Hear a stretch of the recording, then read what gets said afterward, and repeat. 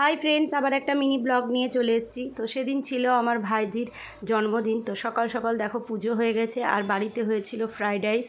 সকালবেলাতেই আমি বানিয়ে নিয়েছিলাম, আর তারপরে মাংস ম্যারিনেট করে আর আলু, তারপরে যেগুলো মশলাপাতি করে সব আমি চপারে একদম রেডি করে রেখে দিয়েছিলাম, যে সব রেডি করে এবারে মাংসটা বানাবো। তো চর্বিটাও আলাদা রেখেছি। তো এই দেখো আমার কিন্তু রান্না হয়েও গেছে। তারপরে আমরা সবাই মিলে খাওয়া দাওয়া করলাম। পনিরের তরকারি ছিল, মাংস ছিল, আর ফ্রাইড রাইস, আরও অনেক কিছু ছিল, কিন্তু বাচ্চারা ওগুলো নিল না। আর এটা আমার মা।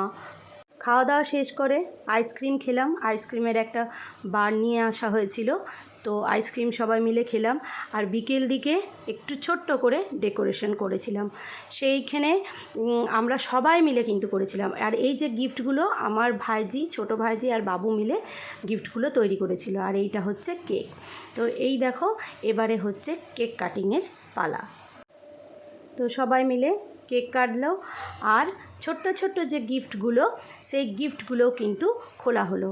আর এই দেখো দাদা বৌদি সবাই ছিল, আর দাদা কত কায়দাম করছিল। আর বাবু মায়ের ছিল দোসরা বৈশাখ অ্যানিভার্সারি, তো তাদেরও একটু ছবি তোলা হলো।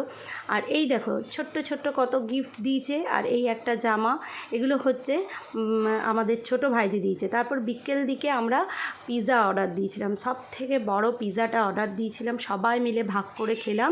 তারপরে গেছিলাম বাজারে কিছু কেনাকাটাও ছিল, আর বৌদিরও কিছু পুজোর মানসিকের জিনিস কেনা ছিল, তো সেগুলোও কিনলো। তারপরে আমরা ফুচকা খেয়ে বাড়ি এলাম। তো এরই সাথে মিনি ব্লগটা শেষ করলাম। টাটা।